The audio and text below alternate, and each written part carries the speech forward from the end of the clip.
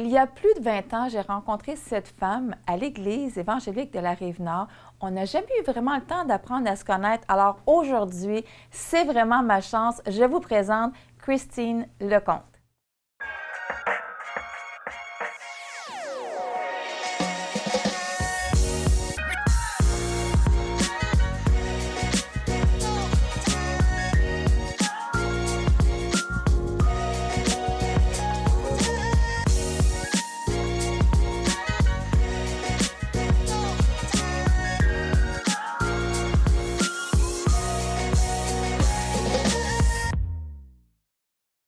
Bonjour Nancy. Bonjour, ça va bien? Oui, ça va, merci. On disait justement d'entrée de jeu, bon Nancy, on se connaît, bon écoute, ça fait quand même un peu plus de 20 ans.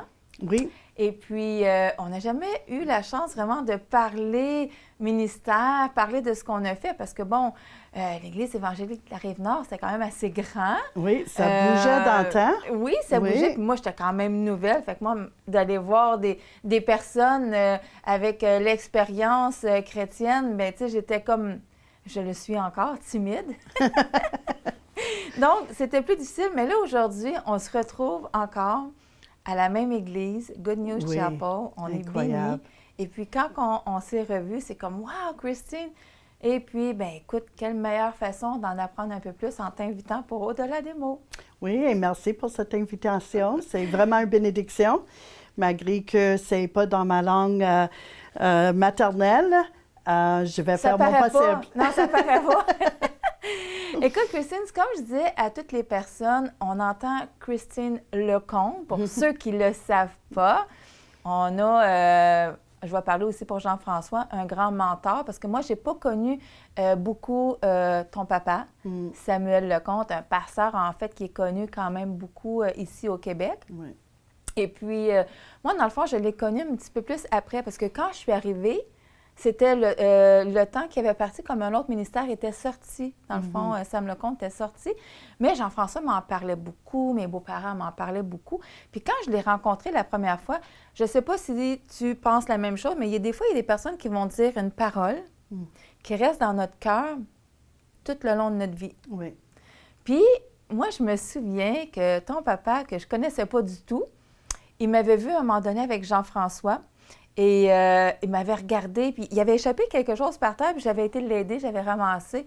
Puis là, il m'avait regardé, puis il dit « T'as tellement le visage d'un ange. » Puis là, il a regardé Jean-François, il dit « C'est un ange pour toi. » Hey, ça m'a tout le temps resté, ça. Wow! Puis des fois, là, quand je le vois, là, je me dis, je ne sais pas s'il se souvient qu'il m'avait dit que j'avais... Puis tu sais, tu es nouvellement chrétienne, puis tu fais dire que tu as le visage d'un ange. Tu sais, je me disais, ben écoute, c'est sûrement que Jésus se reflète en moi. Tu sais, mon Dieu, j'ai goût déjà de pleurer. Mais j'avais trouvé ça vraiment touchant.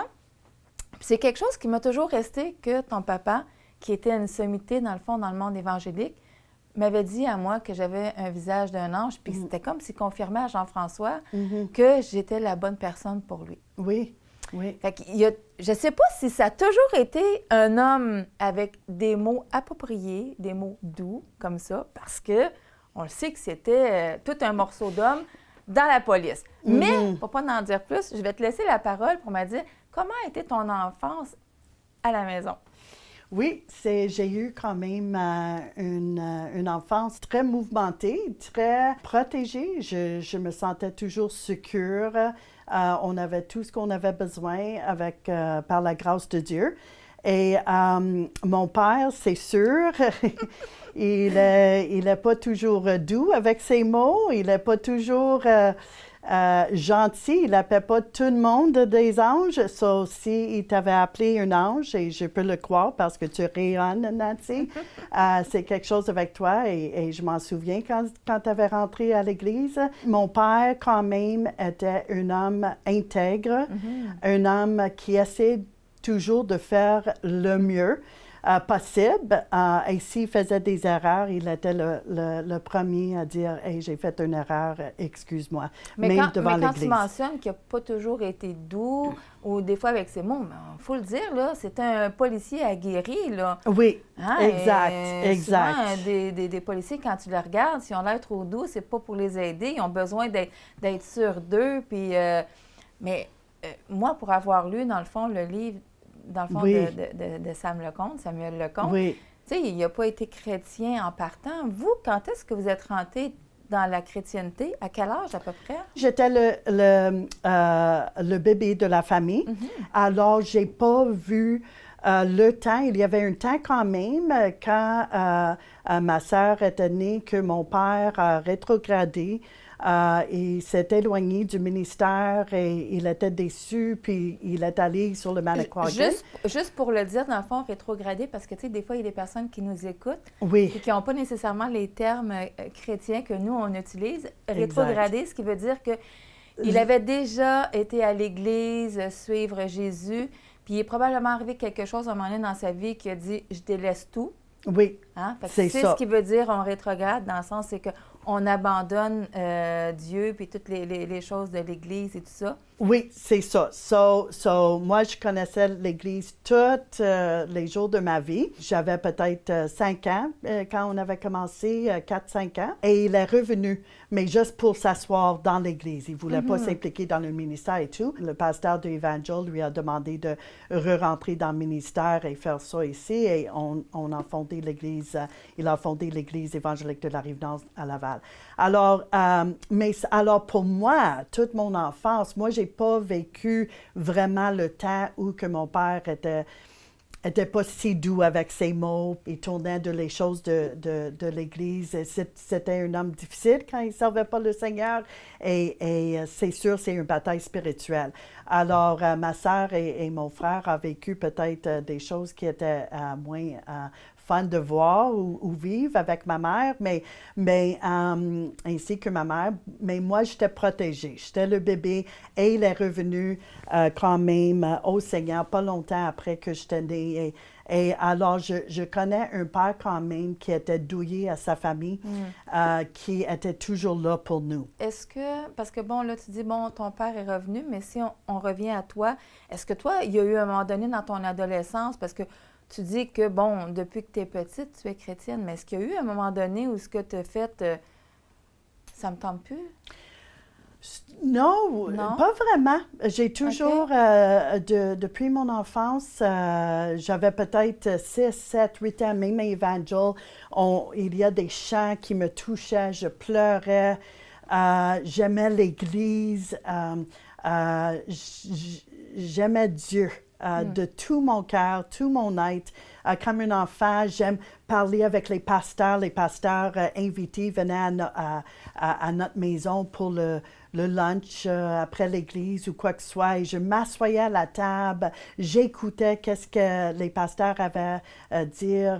J'étais tout le temps intéressée par les choses de Dieu. Et oui, à mon adolescence,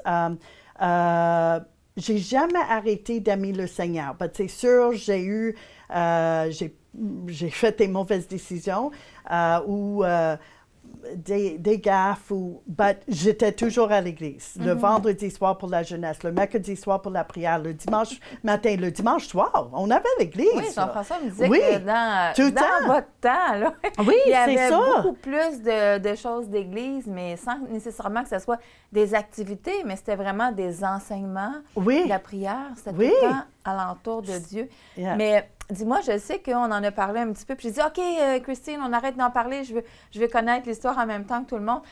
Parce que là, toi, tu dis que tu as toujours eu Dieu dans ta vie, donc tu as toujours aimé entendre parler des choses de Dieu. Oui. Puis, écoute, tu as été bénie parce que tu as trouvé un travail. Je ne sais pas si c'est le fait que ton père avait un métier similaire. Est-ce que c'est le fait que ton père était dans la police que ça t'a amené vers le travail que tu as trouvé? Pas du tout. Parce que...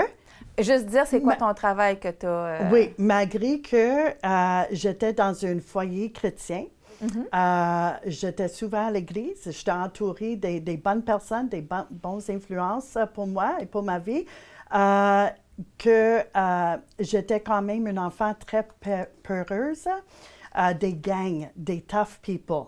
je m'éloignais des gangs. Oui, je voulais pas aller à New York. J'ai vu le cross. On prend pas le métro. Oui, c'est ça, la croix et le poignard à l'âge de 10, 11 ans. J'ai vu ça, c'est presque... Qui est une pièce de théâtre chrétienne. Hein, oui, et un film de David Wilkerson, Nicky Cruz, dans le temps. C'est un film presque noir et blanc, comme c'est vraiment... Mais ça m'a donné les cauchemars et je m'en souviens que même je me suis réveillée en pleurant, criant, après avoir vu ça à l'église. On a montré ce film-là à l'église. C'est un film extraordinaire, mais ça m'a donné les cauchemars à l'âge de 10, 11 ans. So, j'ai accepté le Seigneur publiquement. J'étais baptisée dans l'eau à l'âge de 12 ans, mais c'est à l'âge de 14 ans que j'étais remplie du Saint-Esprit. Et cet été-là, j'ai changé complètement. Comme ça, à l'âge de 14 ans, rentrée dans secondaire, la 3e année, je n'avais plus peur de rien, personne. Le bullying, c'était fini. J'avais plus peur. Et à l'âge de 18 ans, j'ai joint l'équipe. On avait un ministère de prison pour visiter les prisonniers. Et à l'âge de 18 ans, j'ai rentré dans le Vieux-Pen, le Dôme, le Max pour les hommes, avec une équipe de notre église. OK, la jeune fille qui avait peur de tout et des gangs. Là, tu t'en vas pas dans une prison de femmes, tu t'en vas dans une prison d'hommes maximum. Exact. C'est pour ça que je sais pas, personne me comprend. Moi, je me comprends pas non plus. Mon trajet de vie, c'est vraiment différent de ma famille, de le reste de ma famille ou mes amis. C'est juste, quand j'ai rentré à l'âge de 18 ans, je disais non. Il y avait un groupe qui me demandait, viens voir ça, viens visiter les prisonniers et tout. Et je disais non tout le temps parce que, quand même, j'avais pas peur, but là, j'étais pas sûre. Là, finalement, j'ai dit, OK, je vais aller, je pense que c'était à Noël, puis c'était un spécial et tout, et je m'en occupais d'une couple d'activités. Et là, je dis, OK, je vais rentrer. Et là, j'ai rentré et j'ai mis mes pieds dans le Vieux-Pen à Laval. Et là, c'est comme, I'm home. This is where I belong. C'est là que je devrais être. C'est là que je devrais être. Et pas en arrière les barreaux, but je savais que c'était le ministère que Dieu m'appelait pour faire. Comme, il n'y avait pas de question. Est-ce que tu avais prié avant? Est-ce que... Non? Non, j'avais 18 ans. Je pensais d'être avocate. Je pensais d'aller politique. Mais non, c'était comme juste un feeling et un appel qui est venu sur moi comme c'est ça que je devrais faire. Et l'année après, j'ai rentré à l'école biblique en Ontario pour 3 ans pour devenir aumônière dans une prison. OK, donc aujourd'hui, tu es aumônière?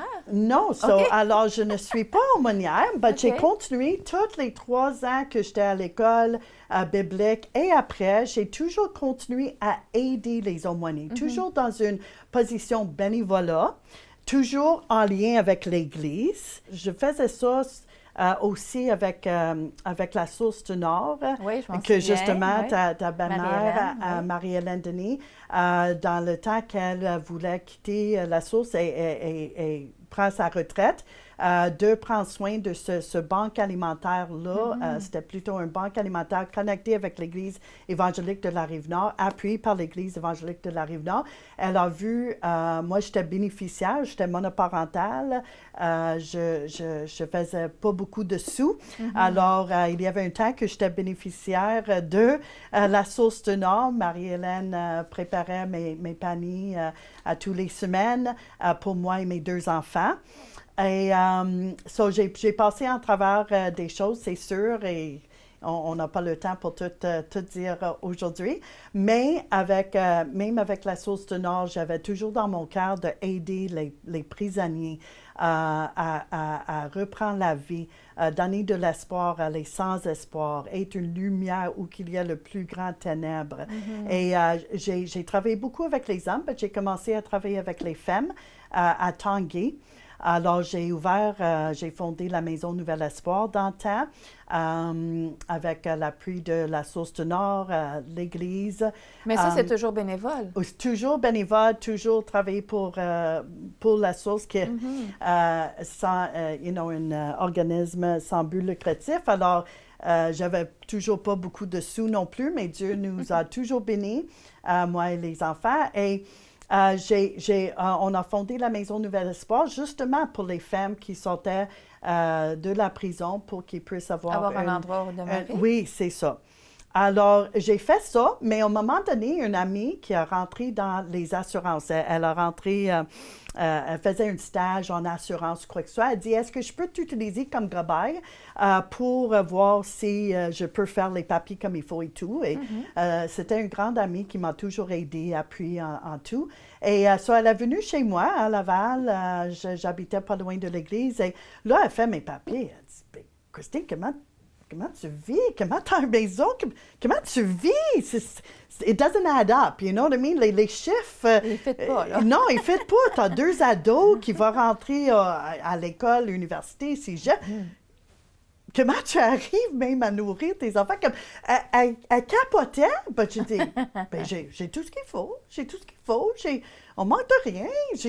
Pour moi, c'était comme, what? Ben, j'arrive. You know? So là, elle dit, écoute, j'ai la chance de t'engager pour une 90 jours à Ottawa avec l'Agence des douanes. Elle dit, je suis gestionnaire et on manque de personnes. Toi, tu as la capacité de travailler en ressources humaines. On s'entend que là, c'est à t'offre quelque chose que tu aimes, mais que cette fois-ci, tu vas être payé. Oui, c'est ça, c'est ça. Ben, quand même en ressources humaines.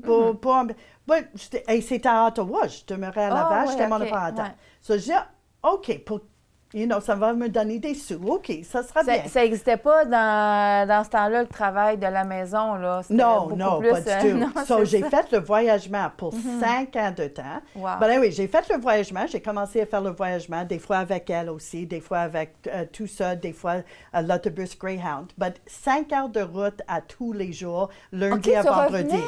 Je revenais, j'étais monoparentale, j'avais des ados, c'était pas le temps. Écoute, ça t'a pris 1h30 venir ici, c'est rien. Yeah. Exact. So là encore, c'est comme, comment j'ai fait? J'ai fait? Parce que c'est dur. Ben oui. Parce que tout le monde dit, comment tu fais? Et moi, je dis, ben je le fais, parce qu'il faut le faire. C'est juste, mais tout le monde dit, what? Ben anyways, peu importe. So, j'ai fait ça pour 90 jours. Après ça, elle dit, ben je peux t'offrir un autre contrat, 90. OK. So là, après le deuxième contrat, elle voulait m'engager. Je savais comment faire le travail. Mais j'étais quand même impliquée à l'Église. Je faisais encore un peu de ministère de prison et tout. So j'étais quand même très, très occupée. Je m'en souviens, j'étais sur l'autobus Greyhound. Je revenais et j'étais pour prendre ma décision si je le laisserais m'engager. Et j'appelais ma mère de l'autobus et j'ai dit, « Maman, je sais que j'ai besoin de cet argent-là, mais j'ai dit, je me sens plus le sourire de Dieu sur ma vie. Je ne fais pas qu'est-ce que Dieu veut que je fasse et que je suis appelée à faire. Alors, il faut que je dise non. Et Dieu va entreprendre. Dieu va pouvoir. Le lendemain, j'ai rentré à Ottawa, j'ai dit à mon amie Nicole, j'ai dit, non, je prends pas, je te donne 2 semaines. Je ne le prends pas. So, en 2 semaines, je retourne pour faire le ministère dans les prisons et tout. So là, je suis à mon bureau à Ottawa et quelqu'un rentre dans notre section et dit, hey, écoute, il y a un bureau qui cherche une analyste de projet, ils sont désespérés, la personne vient de quitter, ils ont un programme, Et là, tout le monde me regardait, sachant que je terminais en 2 semaines. Non, c'est pas pour moi. Là, elle vient encore. ils sont désespérés. C'est pas mon ami qui me dit ça. C'est juste quelqu'un qui rentre dans la section, notre section, je ne sais pas pourquoi, et ils sont vraiment désespérés. Moi, aussitôt que tu dis le mot désespéré, hein, moi, toutes mes, you know. So là, j'ai dit, OK, peut-être, je vais les dépanner pour, 3 mois, whatever. C'est l'été, c'était au mois de juin. Le temps qu'ils trouvent quelqu'un d'autre. C'est ça. So là, j'ai dit, OK, donne-moi le numéro, je vais faire ça. OK, je prépare un petit peu mon CV. So là, j'appelle même pas. Là, mon téléphone sonne. Et je réponds et je dis, et la personne dit, c'est telle personne de Service correctionnel Canada. Ah oui, c'est Christine Lecomte, qu'est-ce que tu veux, Ben, on attend ton CV, on attend. J'ai dit, le poste que vous avez besoin d'un analyste de projet, c'est Service correctionnel Canada? Oui.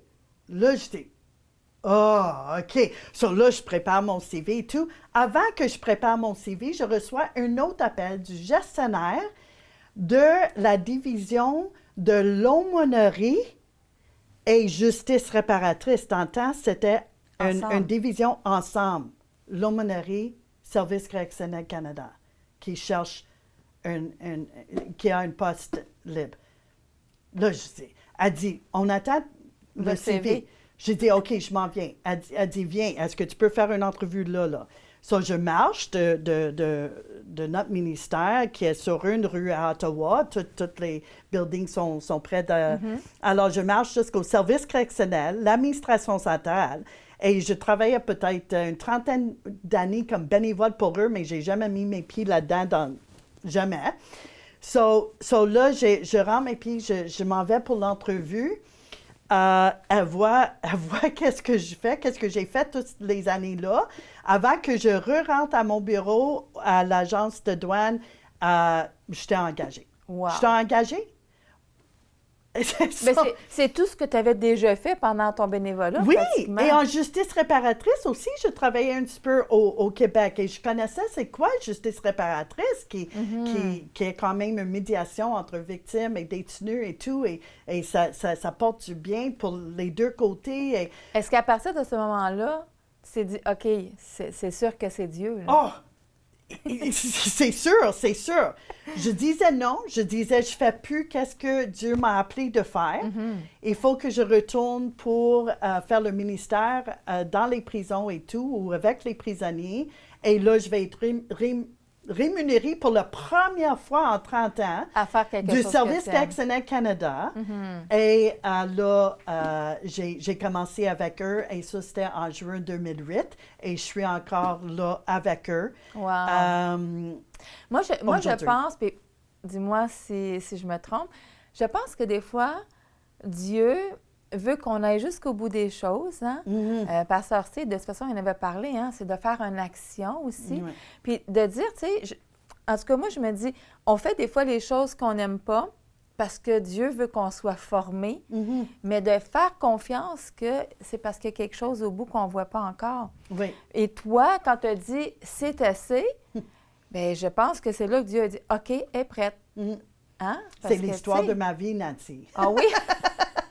Ça, c'est l'histoire de ma vie. De te rendre au bout? Oui. Oui, OK. De te rendre au bout et de dire Dieu, je m'en vais de là parce que c'est pas ma place. Puis il dit bon, ben parce que tu me fais confiance, je trouve des pas. Parce que c'est sûr, j'avais la foi que Dieu va entreprendre. Moi, j'étais habituée à vivre une vie très simple. Est-ce que dans ces moments-là, tu avais toujours une vie de prière active et tout ça? Oui. T'avais-tu une prière? Tu sais, s'il y a des gens qui nous écoutent, t'avais-tu une prière? Un verset dans la Bible où est-ce que tu t'accrochais après dans ces moments-là? Ou c'est venu plus tard? Ou... Bien, c'est sûr, pour moi et ma vie personnelle, le psaume 23. Le psaume 23, parce qu'il est mon berger. Et je ne manquerai de rien. Jamais. Jamais. Jamais. Ma mère me disait toujours, j'avais à peine peut-être 12 000 $ dans l'année quand je ne travaillais pas pour le gouvernement. j'avais 2 ados habillés à cause des cousins qui étaient plus âgés. J'avais une belle maison à cause de les amis, Joanne et Stéphane Kiri, qui m'avaient vendu leur maison avec plein d'autres personnes qui m'ont aidé à avoir cette maison-là à un prix extraordinaire, tout près de l'église pour que mes enfants puissent marcher à la jeunesse en feu et à toutes les réunions, on pouvait marcher. J'avais tout et à cause qu'il est mon berger, il prend tellement soin de moi que malgré tout, malgré qu'est-ce que je passais en travers, j'ai jamais arrêté de lui aimer et j'ai jamais arrêté d'avoir une joie et une paix profond. Pour qu'est-ce que... Et j'ai passé en travers des choses, même aujourd'hui, je passe en travers des choses, mais je réjouis.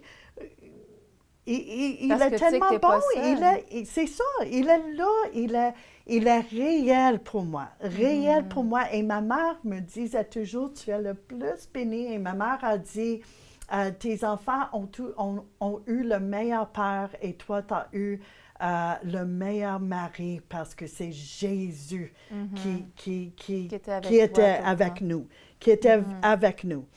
Et...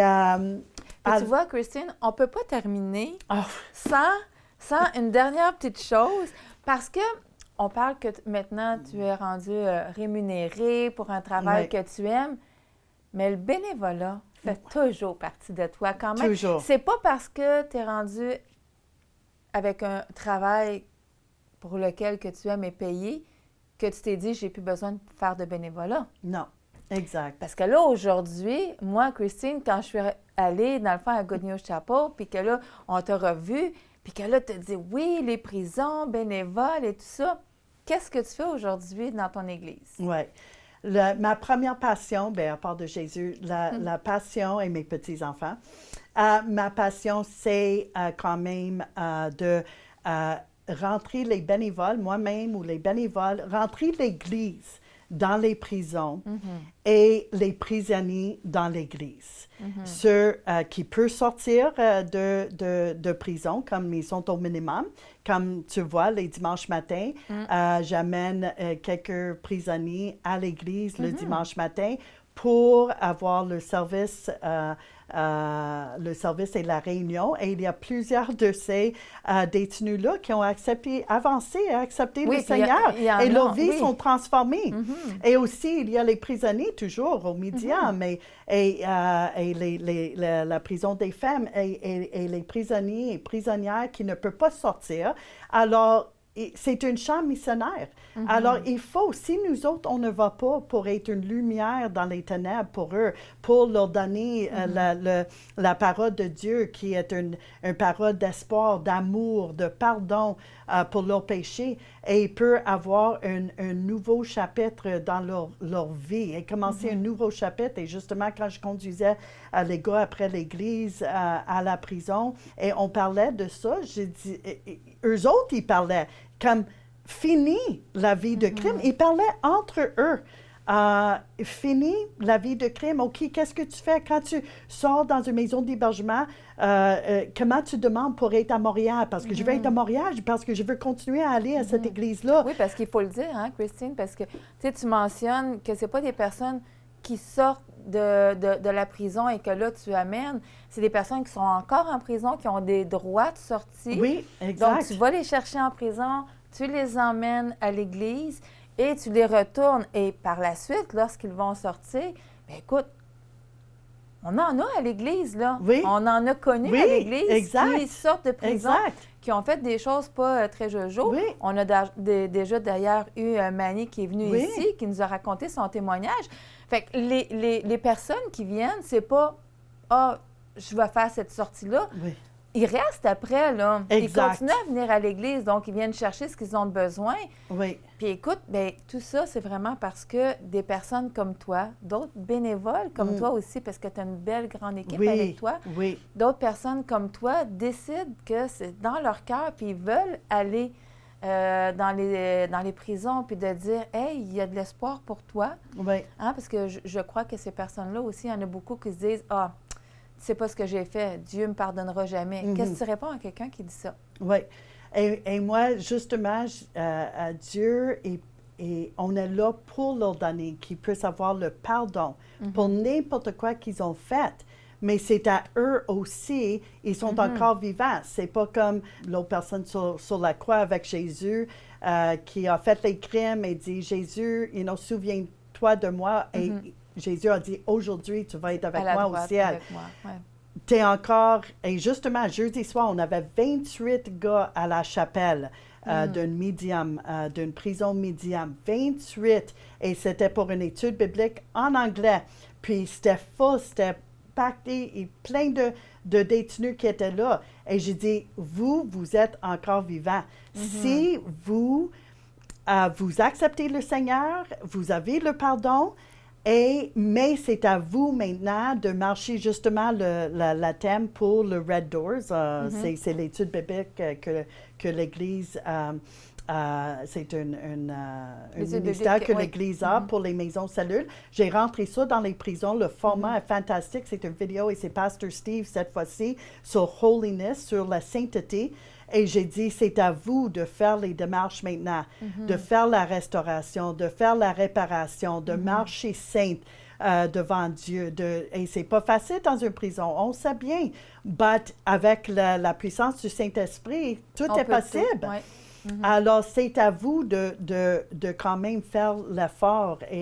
Mais oui, qu'ils sont pardonnés, peu importe. Et tu vois que c'est un climat maintenant qu'en 40 ans d'expérience dans les prisons et de faire le ministère de prison, que j'ai jamais vu une soif de la vérité aujourd'hui, une soif de la parole de Dieu, une soif de lui connaître plus parmi les prisonniers et de dire, fini les crimes, fini les victimes, fini de faire les victimes et pense aux victimes et il faut penser aux victimes. Alors, et eux autres, ils changent, on voit le fruit. On voit les fruits juste que même les agents de libération disent « Hey, va à l'église Red Doors, ça te fait du bien. » Ils appellent ça église Red Doors parce que c'est Red Doors qu'on rentre dans les prisons, mais c'est église Good News Chapel. Et justement, on avait une femme de la prison Joliette qui était dans une maison de transition et elle a eu l'approbation de venir à l'église, puis elle est venue toute seule. Hier, à l'église, elle s'est rentrée. Il y a des gars qui rentrent dans une maison de transition que ça prend 1h30, 2 heures de prendre l'autobus. Mais il déplace. Je vois qu'il y a une soif qui est là. Et comme tu dis, il ne vient pas juste parce qu'ils ont un ride, ils cochent un checkbox et « OK, j'ai fait ma sortie de la semaine, c'est bon ». Non, il vient parce qu'ils ont une soif et ils veulent connaître de plus en plus. Et justement, dans le véhicule qu'on conduit, 3, 5, des fois 7 gars, le dimanche matin, juste les entendre parler de comment ils veulent changer leur vie et la crime, c'est fini. On est là pour ça. On est là pour ça. Si ce n'est pas l'Église, qui le fera? Va, c'est ça, qui va prendre le temps pour aller les voir et les visiter. Et c'est un mandat en Matthieu 25. C'est à nous de visiter les prisonniers et nourrir les affamés. Et comme justement, j'ai parlé avec Jean-François, puis il disait la lumière, right? La lumière dans les ténèbres. C'est nous autres qui portent la lumière. Écoute, merci pour ton cœur. Merci d'écouter cette voix intérieure, dans le fond, tu sais, quand le Saint-Esprit nous parle, puis qu'on a une persuasion que, tu sais, c'est des bonnes choses à faire. Merci aussi, puis j'ai envie de t'honorer, dans le fond, aujourd'hui, parce que des personnes comme toi qui écoutent, puis qui avancent, puis que malgré les embûches, parce que souvent, on pense qu'on voit Christine le dimanche matin, puis elle, sa vie, ça va super bien. Mais tu sais, tu confirmes que c'est pas parce qu'on suit Jésus que tout va super bien. Non. Parce que si Jésus existe, le diable existe aussi. Donc, on a des embûches, mais c'est d'être capable de se relever. Puis je sais que, pour terminer avec une petite parole de ton père, il me semble que Jean-François, il me disait qu'à un moment donné, Pasteur Sam, il disait, tu sais, dans le fond, oui, ça va arriver qu'on va tomber, Puis là, je veux pas défaire comment qu'il disait, mais tu sais, tomber, ça arrive, mais c'est de pas se relever qui est sans dessin ou je sais pas trop c'est comment la façon qu'on se relève. Tomber, c'est correct, mais relève-toi. Oui. C'est ce qui fait la différence. Oui, si exact. tu restes à terre, justement comme des victimes, mais c'est pas ça qui nous aide vraiment. Mais vraiment, merci d'aiguiller ces personnes-là. Merci aussi pour les bénévoles avec lesquels tu travailles, avec lesquels tu aiguilles aussi, hein, parce que tu leur montres, tu leur dis les choses à faire. Et puis des personnes comme toi, je pense qu'il n'y en a juste pas assez. Et aujourd'hui, bien, juste pour vous dire qu'aujourd'hui, je suis le plus bénie parce que mes enfants servent le Seigneur. Wow. Mes petits-enfants, même mon petit garçon de 8 ans, et mon petit garçon de 6 ans, ils servent le Seigneur dans la musique et tout, où qu'ils sont dans leur église en Floride.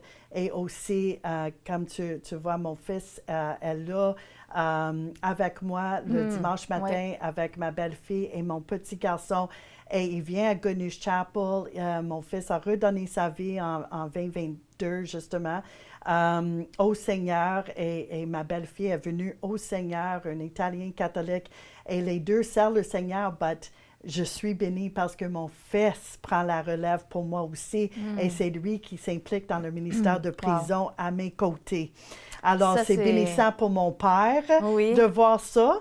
Et justement, mon fils, c'est Manny, il voit mon père à tous les mercredis matins pour avoir un temps de café et que mon père les inspire et tout dans le ministère et les encourage et aussi pour dire quoi faire et quoi pas faire. Et mon fils suit le Seigneur, mais aussi il me suit dans le ministère de prison. Pasteur Sam Lecomte n'a pas fini.